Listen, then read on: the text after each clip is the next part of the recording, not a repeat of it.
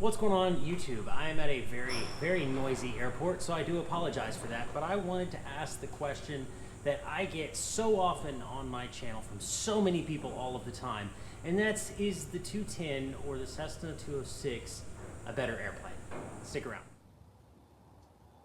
Now, obviously, nobody has actually asked me that question. I just thought it would be a good video to make from an IA's perspective, from a mechanic's perspective. Which of the aircraft do I like more and for what reasons? So give me just a second. I'm gonna fix the mic. Yes, there we go. That's better. It was kind of facing backwards, so the audio might have been. Anyways, here's the thing. The Cessna 206 and the Cessna 210 are largely the same aircraft. And now, obviously, there's a lot of differences, being that the 210 is a retractable gear and the 206 is a fixed gear, but they're a 200 series airframe. Now, Cessna did that a lot, and so did Piper, but Piper called them a little different.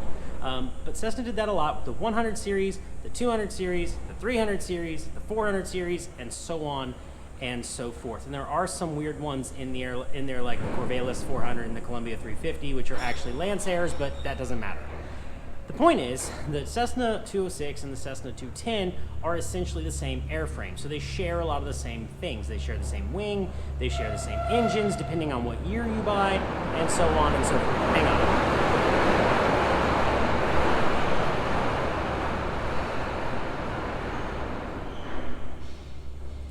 Sorry, somebody was closing their hangar door. Now, like I said, it depends on what year you buy. The earlier Cessna 210s, and the better ones to buy, in my opinion, are the ones with struts on the wings. They had a Continental 520, I believe it was, might have been a 470, and obviously a lot of people modify them with STCs like this one has behind me, and they'll put a Ram engine or something on it with 310 horsepower and a constant speed prop, which is something that I feel you really need to do. As a mechanic, I feel that just about every single aircraft comes from the factory underpowered. Now, obviously, when you are a nail, everything is a hammer. That doesn't make sense. When you are a hammer, everything is a nail. And no airplane really has enough power from the factory. So in order to get everything you could possibly get out of a 210, I feel that you need to put a bigger engine on it. And I could say the same for the 206.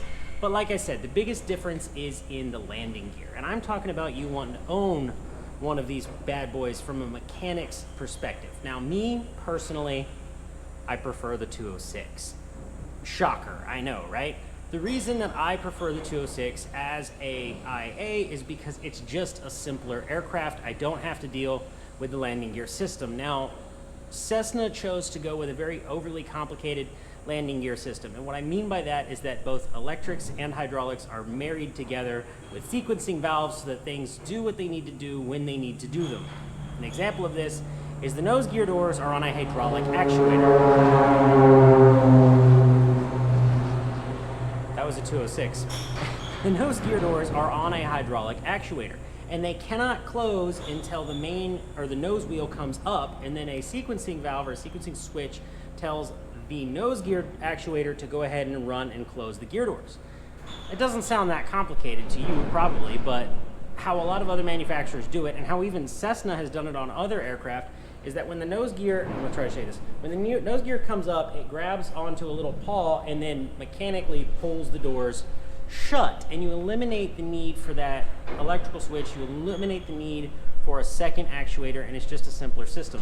On top of that, the aircraft is obviously a high wing, it is not a low wing, so that means when you jack it, you have to get very tall jacks, which I don't have them with me today. I'll be doing a gear swing on it tomorrow. I gotta go pick them up after I leave here.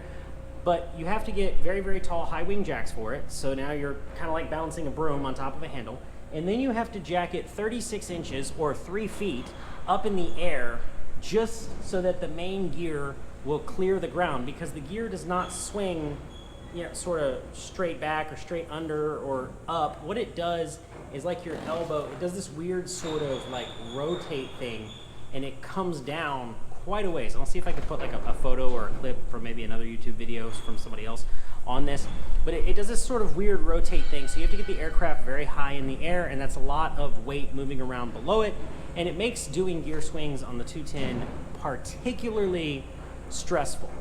Well, with the 206, it's a fixed gear aircraft, and you don't have to worry about that. Also, on the later 210 aircraft, they went to a strutless wing, and you'll notice that they buffed they beefed up the center section of the fuselage to accommodate that spar, and with that came some airworthiness directives. There's lots of airworthiness directives on the gear, and it's just a little bit more expensive of an aircraft to fly and operate. The 206, if I'm right, don't quote me on this, the 206 has a slightly higher useful load, but a lower top speed. And the 210 has a higher top speed, but a slightly less useful load. Now, they're both really, really high useful loads, and more than you would probably ever need. So consider that if you're buying one. But I'm telling you, as a mechanic, as somebody who works on them, if I was going to buy any aircraft in the world, it would probably be a Cherokee 6 or, as a backup, a Cessna 206. Because I feel that with the Cessna 200 series airplane as a whole, not just the 206, also the 210, Cessna knocked it out of the park. I rejoin you from my truck because people are being very, very loud doing their pre-runs, or their run-ups? Yeah, their run-ups before take. It doesn't matter. There's also a cricket in here, which is really annoying. But anyways, the 206, like I said, is just a more simple aircraft. There's less to deal with. There's the phrase, I'm sure you've heard it, if it fits, it ships, meaning if you can fit it in the door, the 210 can or the 206 can probably lift it off the ground. Now, do I think that you're an idiot for buying a 210? Absolutely not. If more airspeed is something you want and you are okay with dealing with the added cost of having a retractable gear system and the added maintenance that goes into that retractable gear system, there's nothing wrong with that, and I'm not going to tell you there's anything wrong with that, because at the end of the day, you're going to pay me extra money to do the annual inspection and to do the work on it because of it. So I'm not going to tell you it's a bad idea to buy a retractable gear airplane, and I don't hold that opinion. I just, as an IA myself, would rather have something with fixed gear.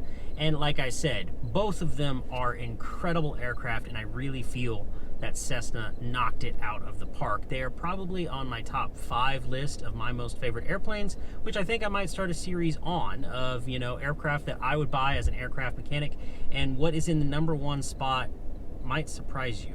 So if you enjoyed the video, I'd like to thank you for sticking around. Make sure you leave us a like, leave us a comment, subscribe, follow me on Instagram. I don't have a Facebook yet, but oh well, send me an email if it's what will bring you joy and happiness in your heart. And as always, go build something and be easy.